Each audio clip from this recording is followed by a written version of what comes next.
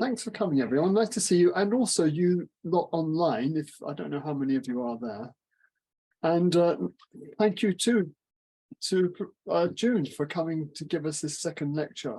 And she'll be speaking today about the modern loss of ecstasy in religion and theology.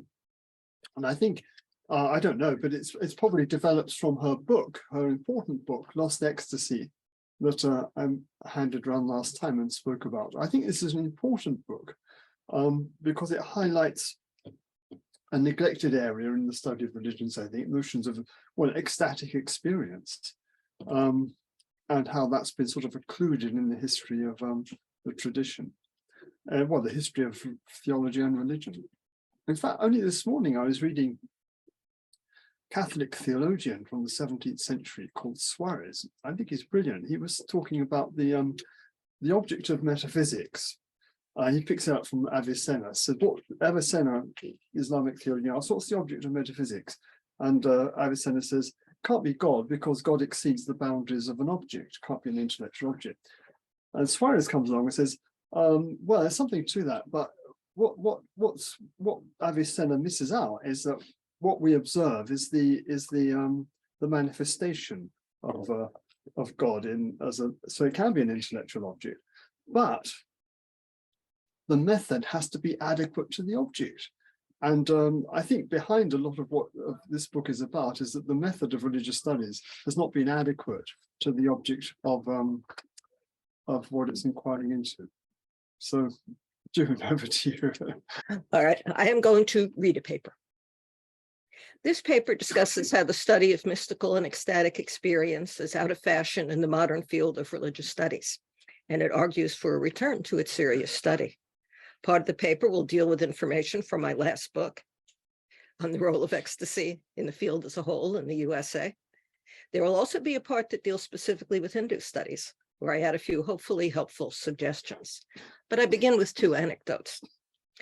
At the 2017 meeting of the American Academy of Religions, which is the biggest group of people studying religion in the USA, there was a session on Euston Smith and perennialist philosophy. All cultures have both similarities and differences, but the study of similarities came in for some heavy condemnation at this session. Studying common themes in religions was condemned by the speakers as boring, dated, pointless, in general, a waste of time. It was something not worth doing anymore, only suited to scholars from a century ago. What was modern and interesting was the study of differences, especially those that led to conflicts and wars. That was what was exciting. There were some speakers in the session that spoke in favor of the perennial approach, but they could not match the visceral hatred of shared religious experience shown by the speakers who condemned it. This was shown in the sneering laughter at the wreck of the good ship Eliade, and statements of relief that we are no longer living in the bad old days of looking for commonalities in religious experiences that occur to people in different cultures. Indeed, sympathy and interest in the experiences of other cultures was described by several of the participants as so old-fashioned. The more opposition, the less that religions had in common, the better. There was no room for comparative religion anymore. The speakers were proud of their modernity. A second story occurred when I was at the University of Chicago Divinity School, as one who admired Mircea Eliade's approach of looking at broader themes of religion rather than focusing on narrow historical and linguistic aspects. When I told my advisor of my interest, she said, Eliade is dead and nobody else can do what he did. From now on, the history of religions will be focused on area studies, and that is what you will do. This was a bit ironic, as she had come to Chicago to take the endowed Eliade chair in religion at the university. Thus, the endowed chair, intended to keep Eliade's legacy alive, effectively ended it. I was specifically warned against going native, of being too sympathetic to this subject studied. Both of these events show what I see as a major problem in the study of religion today. The backlash against Eliade, which began before he was cold in his grave, was led by his own students, and it continues to the present day. It has come to mean more than just a disagreement with Eliade's methods. It's a dismissal of the whole approach of sympathy between religions, archly referred to as singing Kumbaya, rather than focusing on religious hatred. This focus on distance may have to do with the field's own perennial anxiety of having to justify itself as scientific. This lack of commonality has turned religions into balkanized minorities at each other's throats over all sorts of issues, and this religious hostility has been encouraged in a number of ways. But let us begin with the turn to area studies. Area studies are fields of scholarship focused on particular geographical, national, or cultural regions. Typical area studies programs include international relations, strategic studies, history, political science, political economy, cultural studies, language, geography, literature, and other related disciplines. From this perspective, religion is only a subcategory of cultural studies, and generally an unimportant one unless there is warfare involved. Area studies became increasingly common in the United States and in Western scholarship after World War II. Before that war, American universities had just a few faculty who taught or conducted research on the non-Western world. After the war, government organizations were concerned about the US ability to respond effectively to perceived external threats from the Soviet Union and China, as well as stresses in Africa and Asia. Government and business agencies got together to determine what was important to know about other cultures. In this context, the Ford Foundation, the Rockefeller Foundation, and the Carnegie Corporation of New York poured millions of dollars into committees run jointly by the Social Science Research Council and the American Council of Learned Studies, or ACLS, for workshops, conferences, and publication programs. The Higher Education Act in 1965 allocated funding for over 100 university-based area studies units, known as the National Resource Center programs at US universities, as well as for foreign language and area studies scholarships for undergraduate students and fellowships for graduate students. These sources have continued to the present day. Today, this legacy continues for Hindu studies with the AIIS programs, which provide funding for research and language scholarships to India. The American Institute of Indian Studies is funded by the US State Department, as well as several other groups. Government money for area studies became a major source of funding for American universities with international programs and for students and scholars doing international research. At the University of Chicago, many of the students that I knew who were working on Indian religions were being funded by the State Department through their strategic language program, now called the Critical Language Program. In conversation, several noted that there was an informal agreement at the time of accepting the scholarship that if the USA ever went to war with an area where such languages were used, say with Bangladesh for students studying Bengali, the student would do war translation. I evaluated ACLS proposals for international grants and field research for several years, and the proposal that my group received had been much cut down from the large numbers received initially. Virtually all research on religion that made it to this level dealt with conflicts, though there were a few projects on trade and migration. Political and economic history were popular, but there was nothing funded on religious experience or artwork or history of ideas. This sort of funding ends up determining the research that scholars do, and it puts the regional programs in competition with each other. Thus, there is less cross-cultural research done as the regions are competing for status and money. This pragmatic approach to religious studies has been echoed in the major professional organization for religious studies in the USA, the American Academy of Religion. It was originally linked with the Society for Biblical Literature, but these groups split in 2008 and now have opposed missions. To some extent, theology has become the enemy of religion, and a major insult in the field of religious studies is to call somebody a crypto-theologian, one who secretly believes in something transcendent, holy, or sacred, even if there's no specific religion supported in the person's writing. The field of religious studies exists only for critique, not for sympathy towards religious beliefs. The AAR gives themes for each year's annual meetings. These have included climate change, illness, colonialism, and oppression. The current 2022 theme for the conference is religion and catastrophe. It has never had a theme of religious or ecstatic experience. In response to these themes, we see a contraction of legitimate methodologies with a focus on conflict at various levels. This has meant that the older areas of interest, such as religious emotion, revelation, and the vertical or depth dimension of religion, have become irrelevant and illegitimate areas of study. This has been related to current arguments over the category of religion itself and whether it is appropriate for the modern study of religious events. These arguments over definition largely avoid questions of experience. Both philosophy and psychology have contributed to the lack of interest in religious experience. The rise of analytic philosophy has emphasized the role of logic, mathematics, and argument, and de-emphasized concerns about the big questions. If a question has answers that cannot be proven, then that question is not worth asking. As the logical positivists have it, unverifiable statements are meaningless. It is small questions with verifiable answers that have value. Ecstatic experience might be studied as a symptom of problems in brain function, but such experiences would not have value in themselves. Religious states are simply equivalents of brain states and nothing more.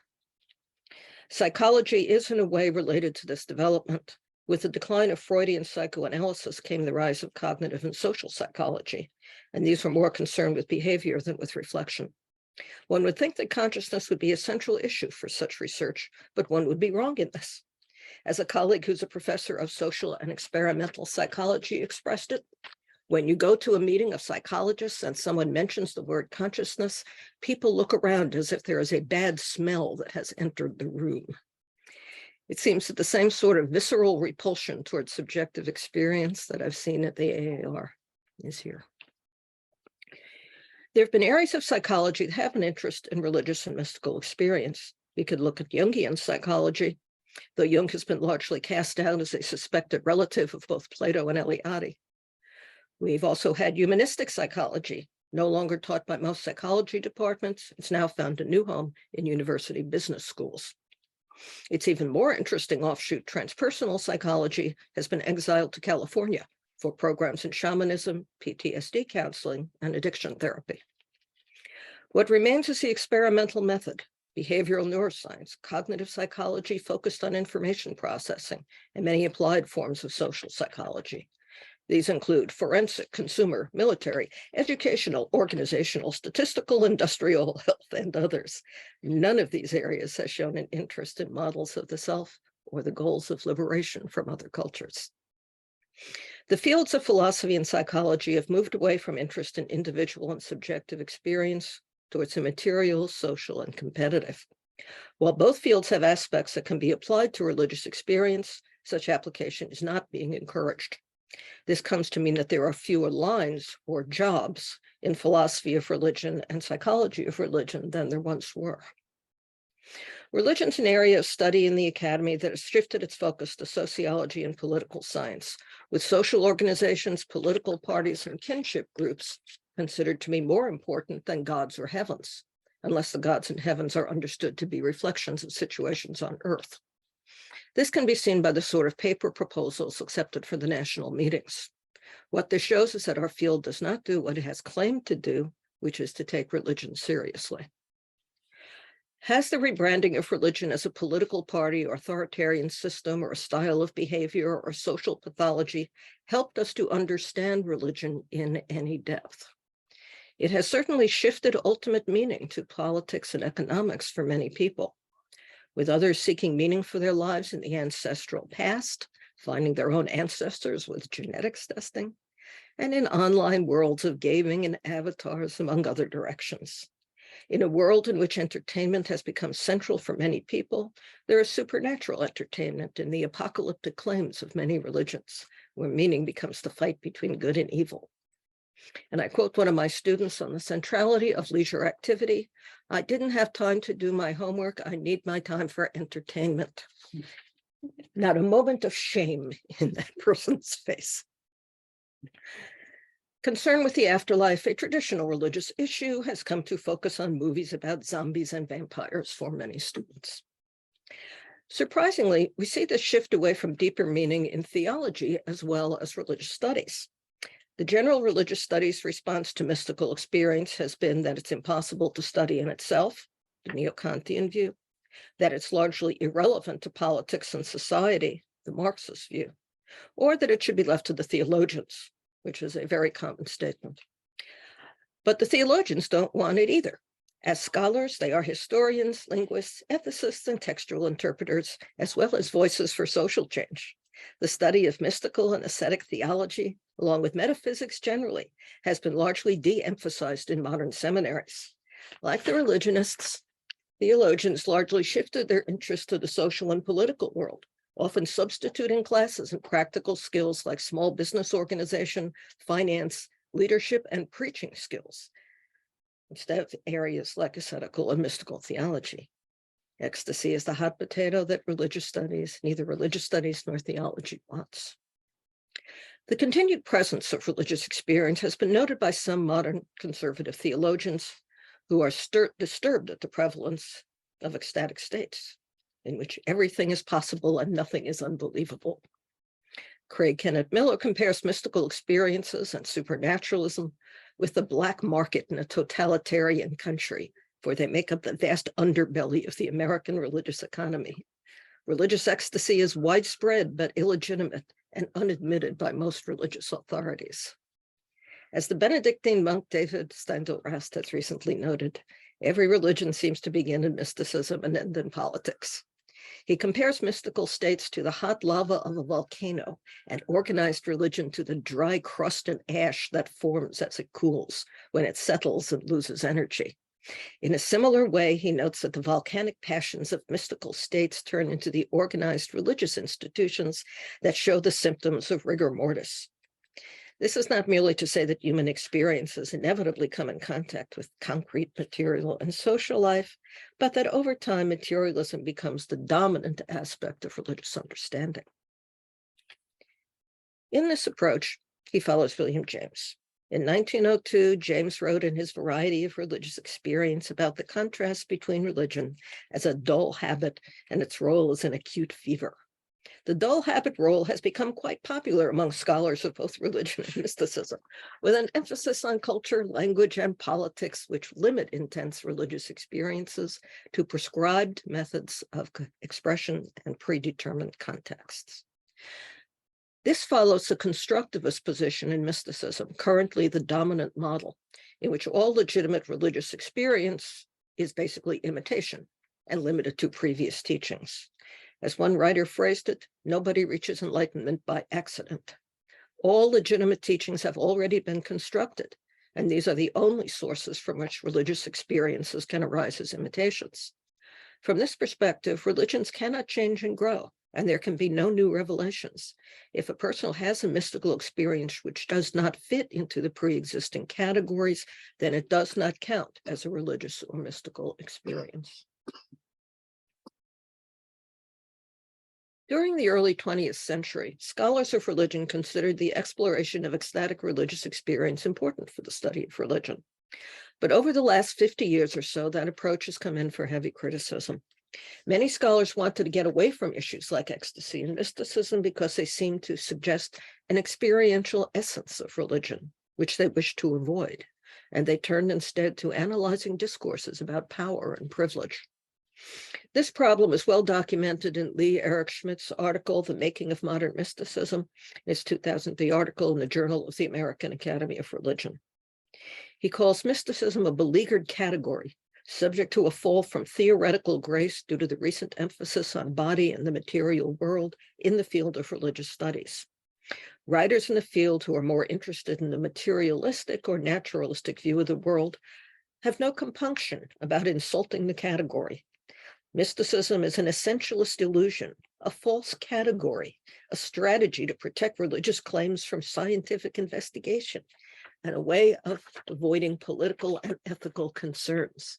It is sunk in disrepute, nothing but a fabricated category, which is only an evasion of the more important categories, such as analyses of power relationships. We see mystical and ecstatic experiences described as regressive, narcissistic, morally inferior, colonizing, solipsistic, and delusional.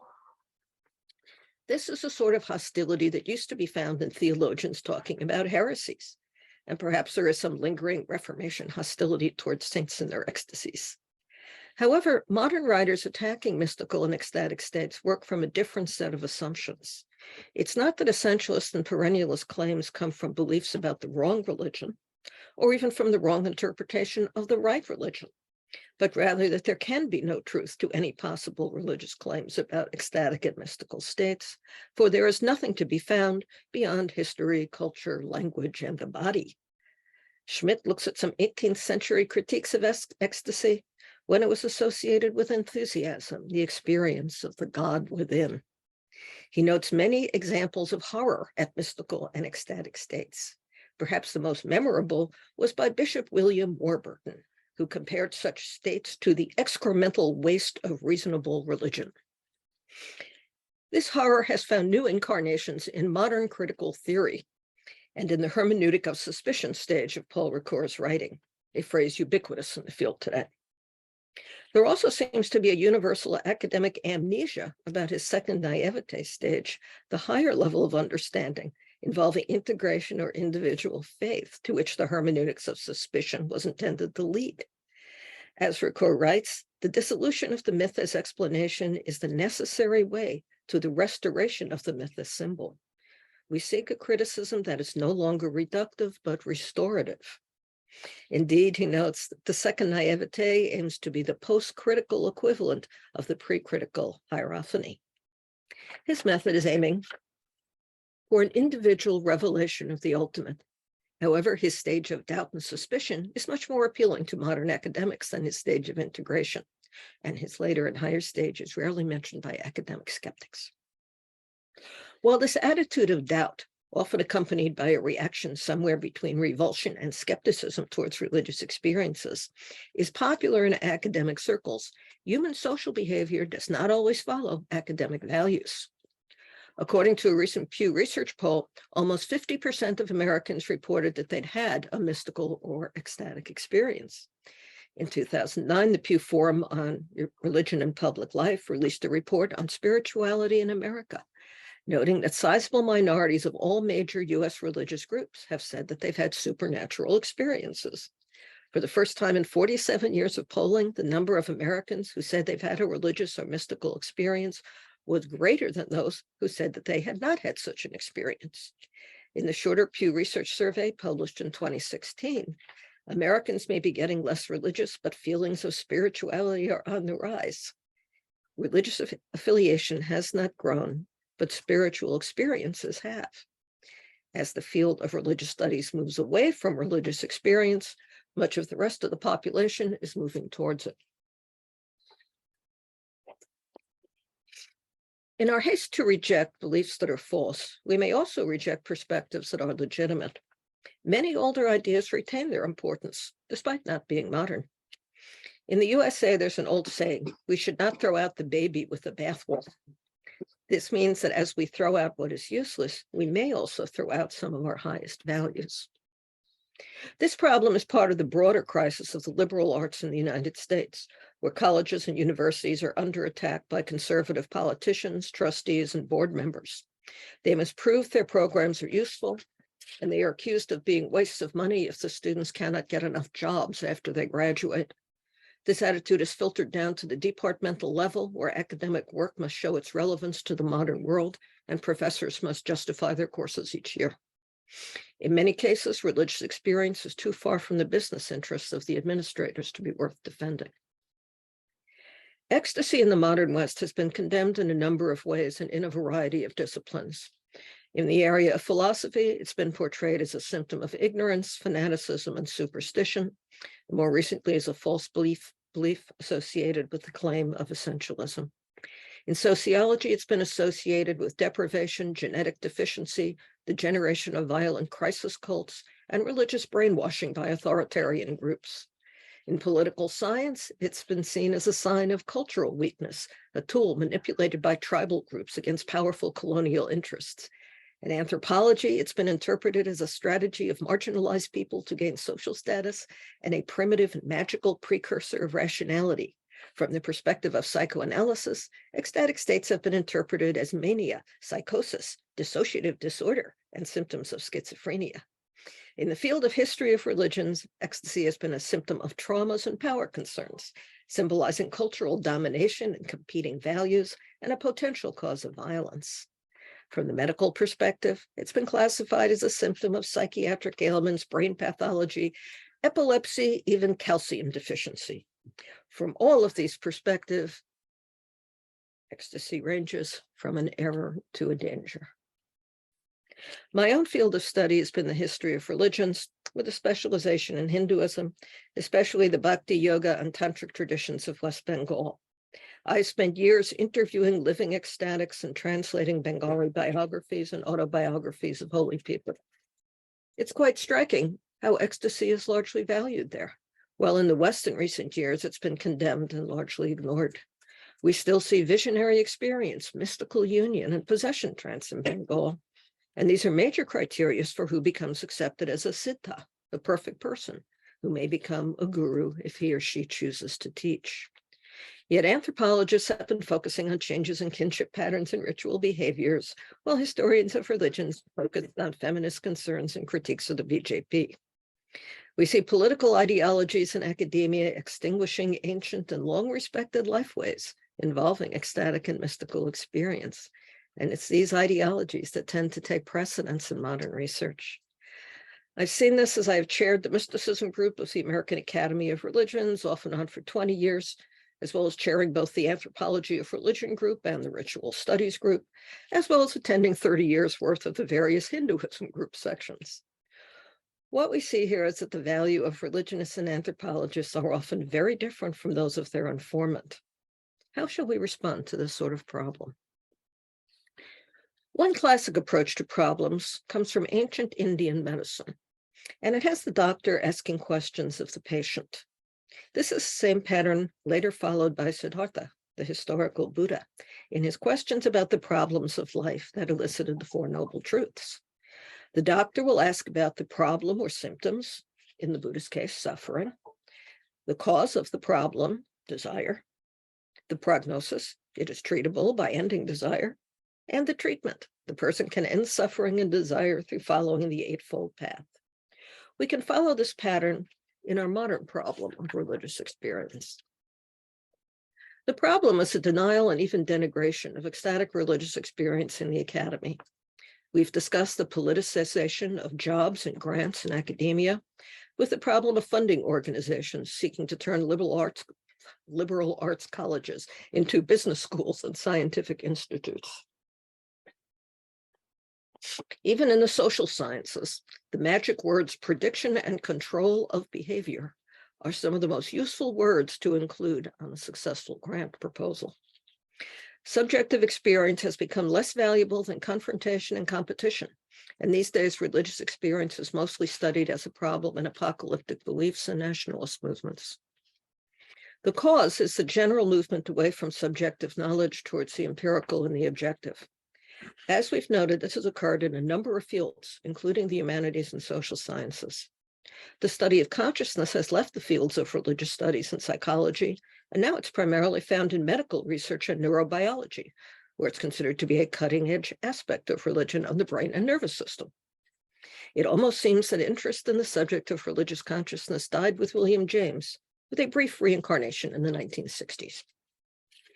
While the initial modern research into psychedelic drugs began with the religious and mystical experiences of researchers under LSD, mescaline, and psilocybin, today this research is almost exclusively limited to medical contexts.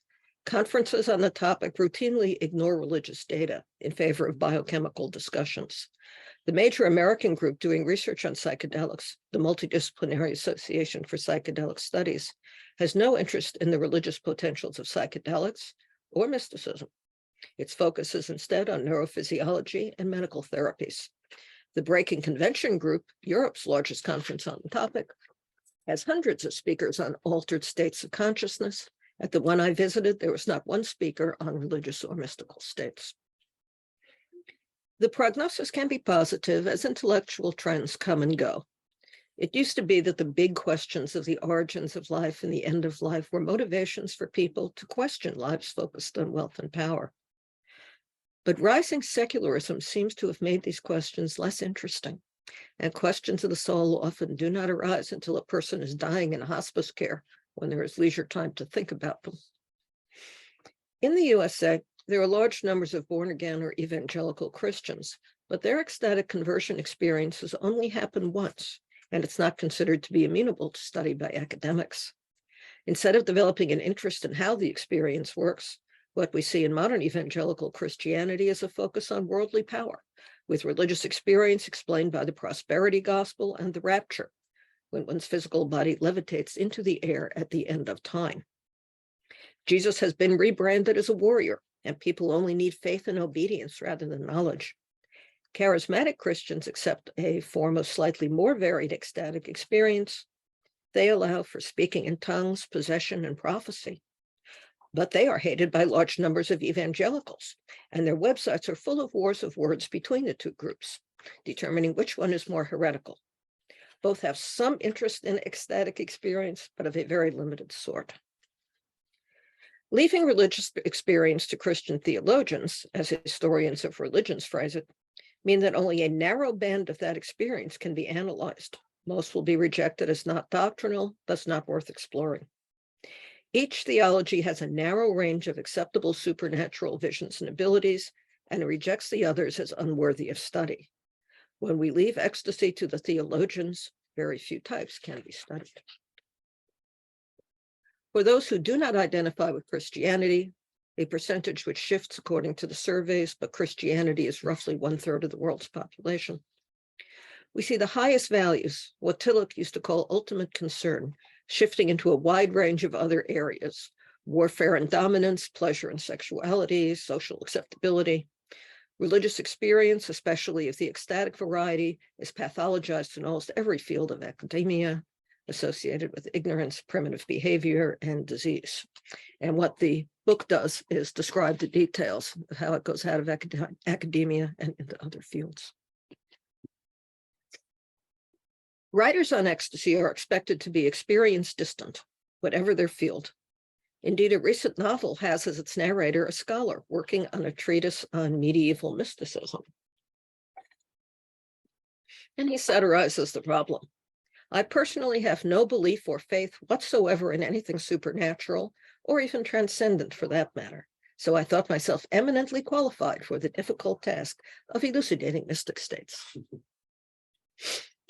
There's no set cure for this, but one approach might be to return to the early days of Hinduism in the West. Thus, we reach the Hinduism section of the paper. When Hinduism came to the West with Vivekananda and Yogananda and the inspiration of Ramakrishna, it came with broad ideas and acceptance of many religious traditions.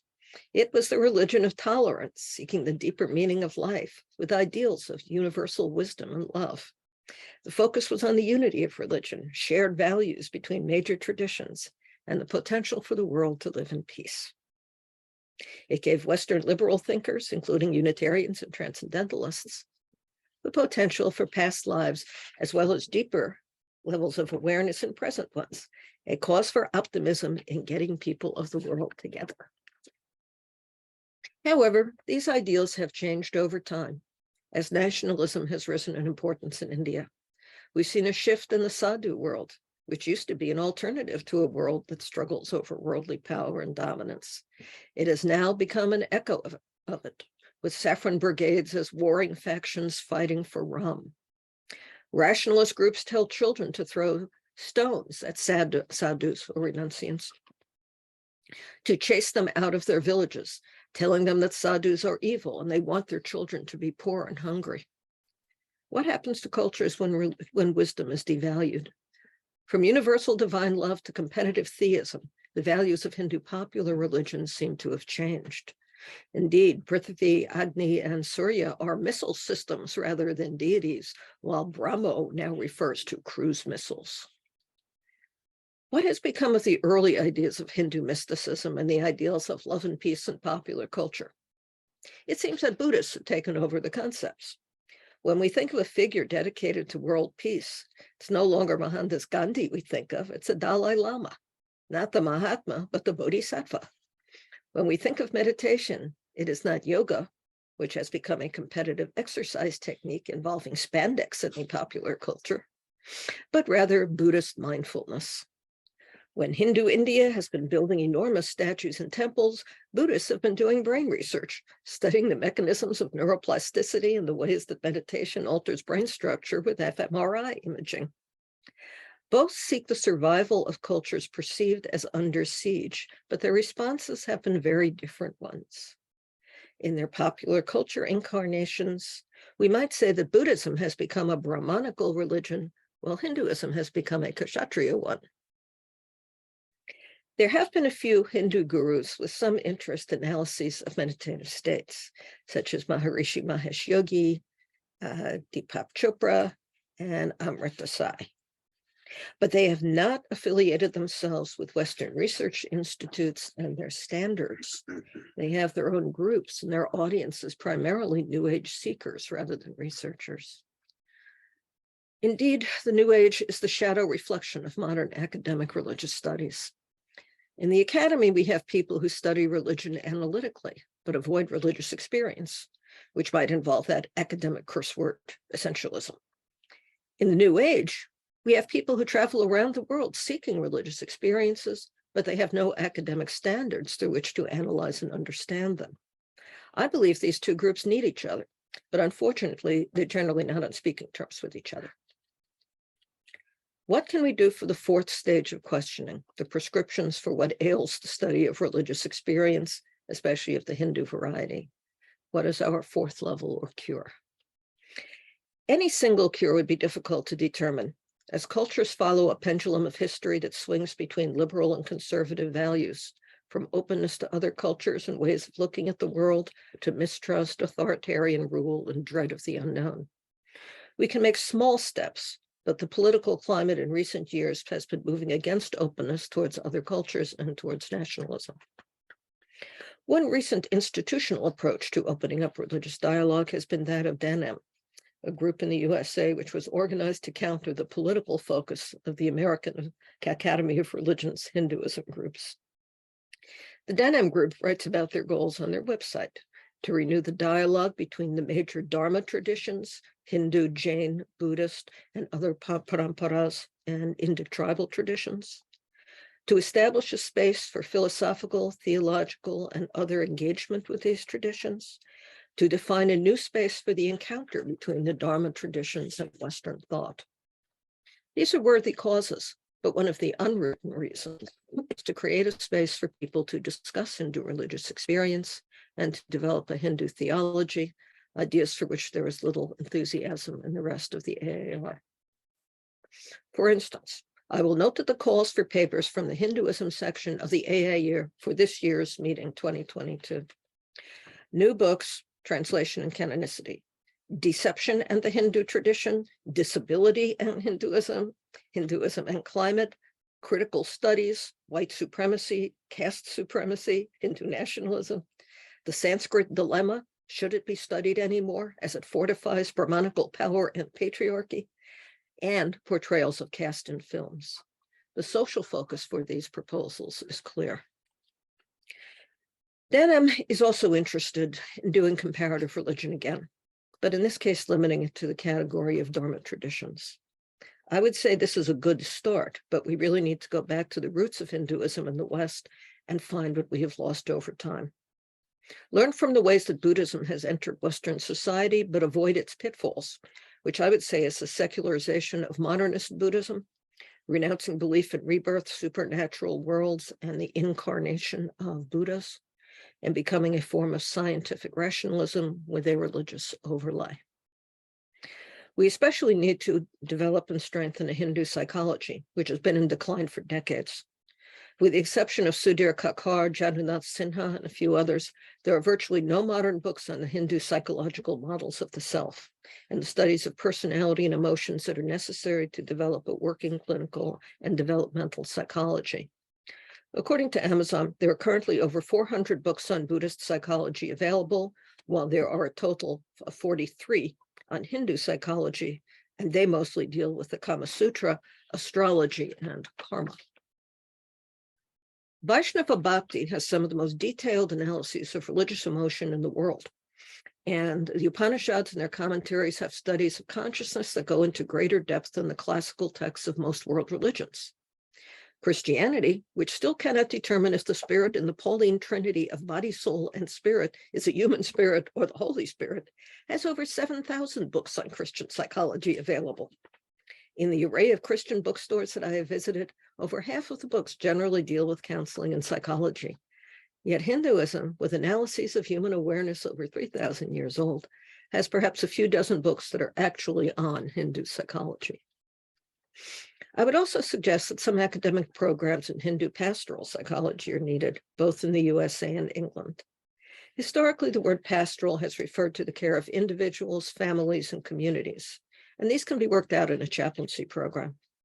Courses might deal with personality theory, ethics, and counseling, and there are areas in which Hindu ideas could bring new insight, such as theological anthropology on the spiritual structure of the person, positive psychology, which deals with happiness, the psychology of emotion, and the psychology of meditation. To have credibility in the worlds of business, scientific research, and management, it needs a stable and predictable curriculum. These could be future jobs for students with interest in Hindu studies, with greater gravitas than the informal use of mental health first aid workers. It could also train consultants for Hindus working in Western businesses who want to know more about the relevance of their birth traditions in their modern lives. And we see the beginnings of such work here in this building, where we not only have a chaplaincy program, but we have Ashwini, who has been doing some consulting along the lines that I'm talking about, but with Hindu philosophy. For Hindu outreach, I would suggest some applied courses, perhaps in Hindu values, particularly relevant to business, ranging from the Arthashastra to the Gita. And Hindu techniques of stress reduction, courses which can include discussions of deepest personal concerns. We could have Hindu theologians giving religious responses to modern problems. One worthwhile future goal would be a course on Hindu views of medical ethics. When does life begin? When should a comatose person be declared dead? How should we understand feelings of existential depression, meaninglessness, and alienation? Can Hindu ideas contribute to a good death, where death is accepted rather than feared? Hinduism began with visionary rishis and inspired sages, and the Vedic hymns and Upanishadic commentaries are full of descriptions of ecstatic states. Over the years, Hinduism has branched out in many directions. In some cases, it had shifted its highest values, but these can be revitalized. It could contribute to bringing back the study of deeper states of consciousness to the field of religion, with the religious experiences and ideals that began the journey of Hinduism in the West. Perhaps it could also help to bring back the big questions to the study of philosophy, psychology, and religion. Thank you.